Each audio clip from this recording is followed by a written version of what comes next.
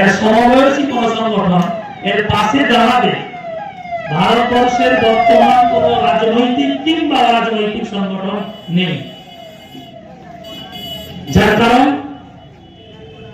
কারণ হলো এই সংগঠনই হলো একমাত্র ওই সংগঠন যে সংগঠন ভারতবর্ষের সর্বধর্মের সর্বশ্রেণীর সর্বজাতির মানুষকে সঙ্গে করে নিয়ে নিজের ছত্র ছায়ায় নিয়ে কুচক্রী ইংরেজ সরকারকে যারা 200 বছর ধরে ভারতবর্ষকে গ্রাস করেছিল, ভারতবর্ষের আপামর জনসাধারণের প্রতি জুলুম যন্ত্রণা অত্যাচার নির্যাতন নিপীড়ন চালিয়েছিল, তাদেরকে 7 সমুদ্র 13 নদী পার করতে যে সংগঠন বাধ্য করেছিল সেটাই হলো জমিয়তুল উলামা।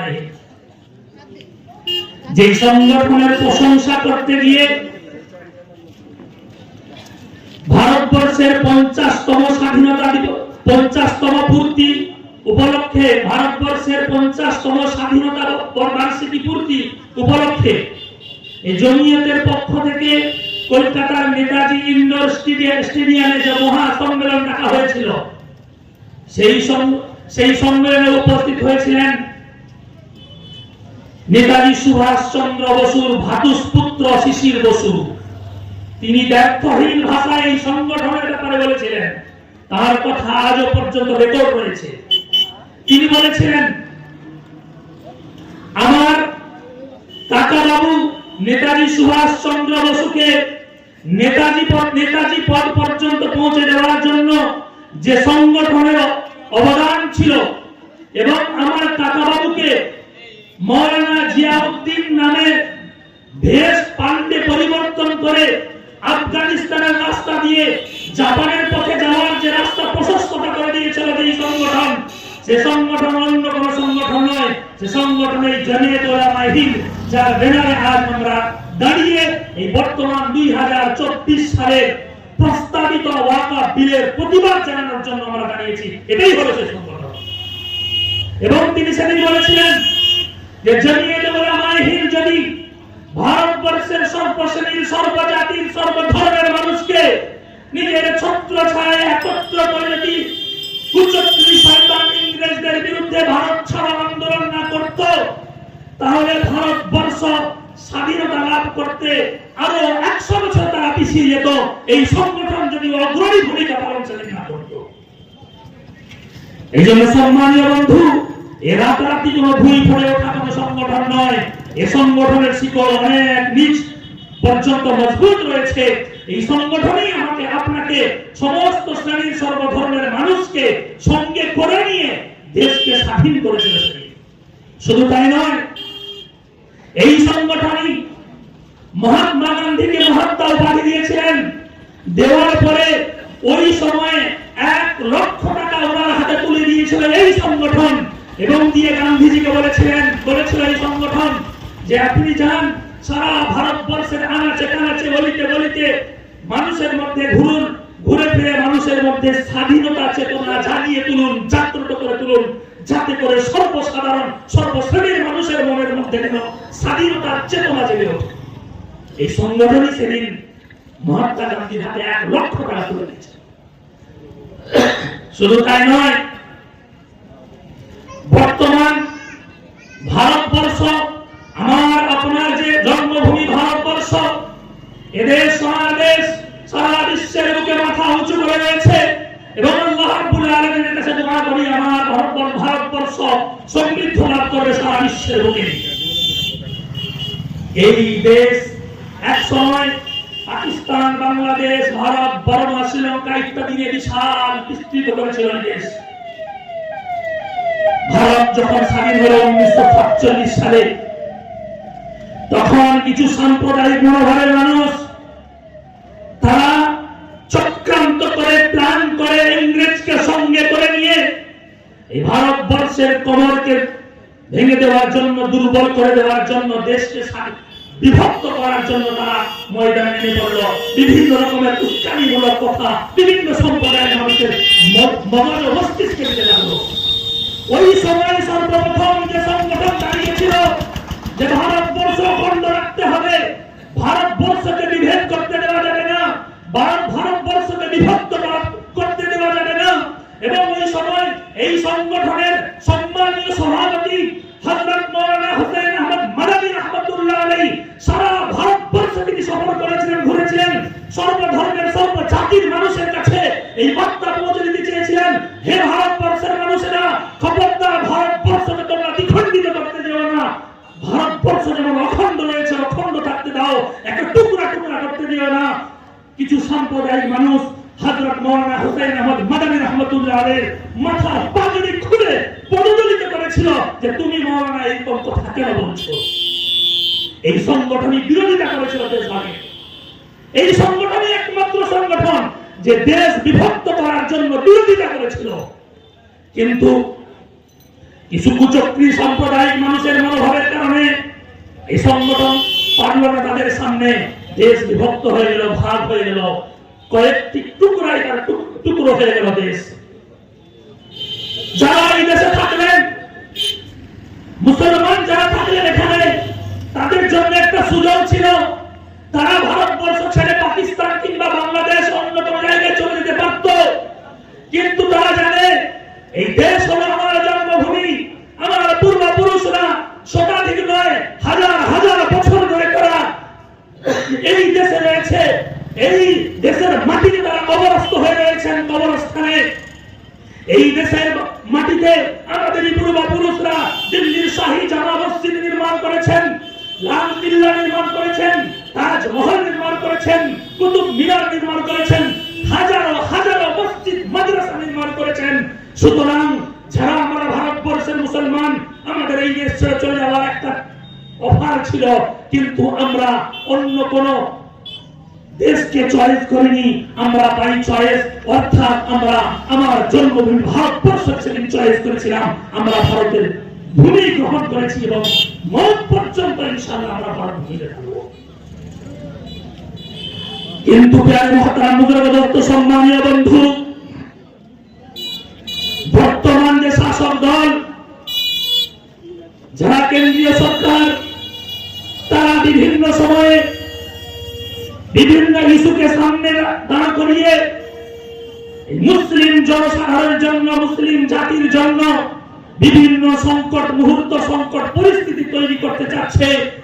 কোন সময় 330 ধারা, তো কোন সময় 3 তালাকের বিল রাতারাতি পাস করা, কোন সময় এই মুসলিম জাতিকে উচ্ছেদ করে দেওয়ার জন্য এনআরসির নামে বিল পাস করা, CEEর নামে বিল পাস করা, এবং কোন সময় বিশ্বনবী, আমার নবী, দয়ার নবী, জগৎগুরু জনাবে মুহাম্মদুর রাসূলুল্লাহ সাল্লাল্লাহু আলাইহি ওয়াসাল্লামের তার ব্যক্তিগত জীবনের উপরে বিভিন্ন রকমের আঙুল উঠানো, এই রকম চক্রান্তমূলক কারবার এই বর্তমান কেন্দ্রীয় সরকার তারা চালিয়ে যাচ্ছে।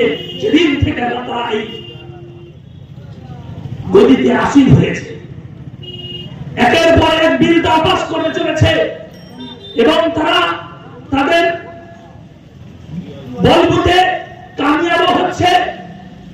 তাদের একমাত্র উদ্দেশ্য এবং লক্ষ্য যে মুসলিম সাধারণ যারা, মুসলিম জনগণ যারা, মুসলিম যারা এই দেশের নাগরিক, তাদেরকে কিভাবে কোণঠাসা করা যায়, তাদেরকে তাদের ধর্মীয় ভাবাবেগে কি করে আঘাত দেওয়া যায়, তাদেরকে সর্বদিক থেকে কি করে কলুষিত করা যায়, কখনো জঙ্গি অপবাদ দিয়ে নিরীহ মানুষকে জেলের মধ্যে পুড়িয়ে তাদের 17, 18, 20, 25 বছর জীবনের মূল্যবান সময়টুকু তারা শেষ করে দিচ্ছে। এই সংগঠনই ব্যর্থহীন ভাষায় সব সময়ের জন্য দাঁড়াচ্ছে, ধৈর্য উঠছে। এনআরসির বিরুদ্ধেও সুপ্রিম কোর্টে এই সংগঠন লড়াই লড়েছিল এবং আল্লাহ রাব্বুল আলামিনের কাছে শুকরিয়া আদায় করি, এই দেশের সব থেকে বড় ন্যায়ালয় অর্থাৎ সুপ্রিম কোর্ট সে তার সুপার পাওয়ার দেখিয়ে দিয়েছে। আমরা ওই সমস্ত বিচারপতির কাছে কৃতজ্ঞতা প্রকাশ করি যে এনআরসি বিলের ব্যাপারে আসাম সরকার যে পাস করেছিল, সুপ্রিম কোর্ট ফয়সালা শুনিয়ে দিয়েছে যে না, যারা 1971 কিংবা 52 সালের পূর্ব থেকে ভারতবর্ষে বসবাস করছে, তারা এই দেশের নাগরিক, তাদেরকে কোন রকমের ঘুষপেটিয়া কিংবা অনুপ্রবেশকারী বলে তাদেরকে দেশ থেকে কোন রকমের বের করে দেওয়া যাবে না, কিংবা ডিটেনশন ক্যাম্পে প্রবেশ করানো যাবে না। এই জন্যই ওলামা হিন্দের লড়াই আলহামদুলিল্লাহ সুপ্রিম কোর্ট ফয়সালা দিতে বাধ্য হয়েছে। আজ যে উদ্দেশ্যে আমরা একত্রিত হয়েছি, জমা হয়েছি, জমায়েত শুধু এই সাগর ভূমির দেশ, এই দ্বীপভূমিতে নয়, সারা ভারতবর্ষের বিভিন্ন রাজ্যে সর্ব শ্রেণীর মুসলিম জাতি মুসলমানরা দেখেছেন এটা ওয়াকফ যে প্রস্তাবিত বিল পাস করতে চলেছে, এটা কোন দুনিয়াবি কোন ব্যাপার নয়, এটা মূলত ধর্মীয় ভাবে তারা আঘাত করেছে। ওয়াকফ যে বিষয়, এটা কোন দুনিয়াবি বিষয় নয়। ওয়াকফের বিষয় স্বয়ং মহান রব্বুল আলামিনের বিধান, জনাবে মুহাম্মদ রাসূলুল্লাহ সাল্লাল্লাহু আলাইহি ওয়াসাল্লামের তরিকা। একে অস্বীকার করার কোন রাস্তা নেই। এর প্রতি ঈমান রাখা যেমন জরুরি, একে সংরক্ষণ করার ঈমানি কর্তব্য এবং দায়িত্ব আমাদের। যার কারণে আজ আমরা পথে নেমেছি এবং ইনশাআল্লাহ যতক্ষণ না এই প্রস্তাবিত বিলকে ঠান্ডা ঘরে পাঠানো হচ্ছে ততক্ষণ পর্যন্ত আমরা বিরোধিতা করে যাব ইনশাআল্লাহ। মাথায় কাফন মেরে নামতে হলো ইনশাআল্লাহ, আমরা ময়দানে নামব। সেই জন্য সম্মানীয় বন্ধু, আজ এরা যে জিনিসটা পাস করতে চলেছে বিশেষ করে মুসলিম জাতির জন্য, মুসলিম জাতির ঈমান ও আমল, তাদের ধর্মীয় জিনিসকে সংরক্ষণ করার মূল কেন্দ্রবিন্দু হলো মসজিদ এবং মাদ্রাসা। এই মসজিদ এবং মাদ্রাসা হিফাজত করা আমাদের ঈমানি নৈতিক দায়িত্ব। আমাদের প্রাণ দিয়ে হলে এই সমস্ত প্রতিষ্ঠানগুলিকে আমাদের রক্ষা করতে হবে। নচেত হে মুসলিম সম্প্রদায় শুনে রাখো, মোদী সরকার যে ওয়াকফ বিল পাস করতে চলেছে, আল্লাহ না করুক যদি ওয়াকফ বিল পাস করে নেয়, তাহলে মসজিদ মাদ্রাসাগুলিকে হস্তক্ষেপ করে ইংরেজ জাতিরা যখন ভারতকে দখল করেছিল, দিল্লির বুকে 2 শতাধিক মাদ্রাসাকে একদিনে বুলডোজার দিয়ে চালিয়ে যেমন নিঃস্মার করে দিয়েছিল, এই মোদী সরকার যদি বিল পাস করে, আল্লাহ না করুক মসজিদ মাদ্রাসাগুলিকে ওইভাবে বুলডোজার চালিয়ে শেষ করবে এরা। যেমন বর্তমান সম্ভারের যে মসজিদ, শাহী আমলের বাদশাহী আমলের মসজিদ, হাজার হাজার শত শত বছর ধরে মানুষ সেখানে নামাজ পড়ে আসছে, চক্রান্ত করে কোন রকমের কোন নোটিশ ইত্যাদি না দিয়ে সেখানে এমন একটা উচ্ছৃঙ্খল পরিবেশ তৈরি করে দেওয়া হলো। 5 জন নিরীহ নওজওয়ান তাদেরকে পুলিশের গুলিতে প্রাণ দিতে বাধ্য হলো, তাদের প্রাণ নিয়ে গেল।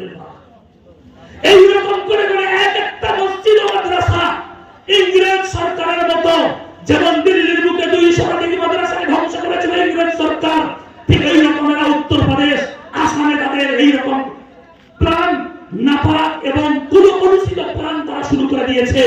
আর এই ওয়াকফ বিল যদি পাস করে দেয়, তাহলে সম্মানীয় বন্ধু, আমার আপনার ঈমান ও আমলকে রক্ষা করার কেন্দ্রবিন্দুকে শেষ করে দিবে, থাকবে না।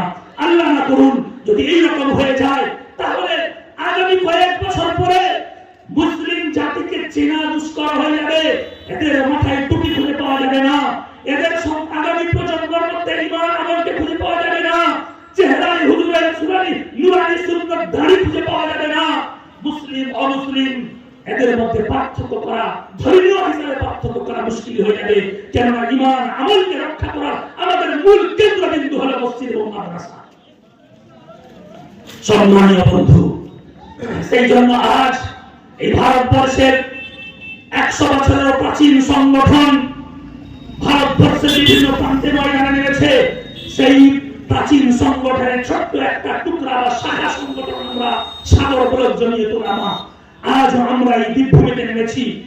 আমরা চাঁদপুর মন্দিরতলা বাজার থেকে শুরু করে বিভিন্ন এরকম হাটে বাজারে সর্বশ্রেণীর সর্বধরনের মানুষের সামনে এই ওয়াকফ বিল যদি প্রস্তাবিত ওয়াকফ বিল পাস হয়ে যায়, তাহলে আমার আপনার কি ক্ষতি হতে পারে? ধর্মীয় দিক থেকে, ইমানি দিক থেকে, আমলি দিক থেকে, মসজিদ মাদ্রাসা ঈদগাহ কবরস্থান ইত্যাদিগুলো কি হতে পারে বা হতে চলেছে, সেই জিনিসগুলো আমাদের সকলকে উপলব্ধি করতে হবে এবং আমাদেরকে গর্জে উঠতে হবে। এই বিলের বিরোধিতা আমরা যেমন করে আসছি, ইনশাআল্লাহ যতক্ষণ পর্যন্ত এই বিলটি উঠে দেওয়া হচ্ছে, শেষ করা হচ্ছে, ততক্ষণ পর্যন্ত বিরোধিতা করে যাবো ইনশাআল্লাহ। ইনশাআল্লাহ। এইগুলি কয়েক কথা বলে আজকের এই প্রোগ্রামের শেষে এটি টানছি, আমরা মহান রব্বুল আলামিনের কাছে দোয়া করি আল্লাহ তাআলা আমাদের এই ভারতবর্ষ দেশ, যে দেশে আমরা নানা ভাষার, নানা ধর্মের, নানা ভাষাভাষীর মানুষ আমরা বসবাস করছি, কি হিন্দু, কি মুসলিম, কি জৈন, কি পারসি, সর্বধর্মের মানুষ কাঁধে কাঁধ মিলিয়ে ভাই ভাই হয়ে আমরা হাজার হাজার বছর একসঙ্গে বসবাস করে আসছি।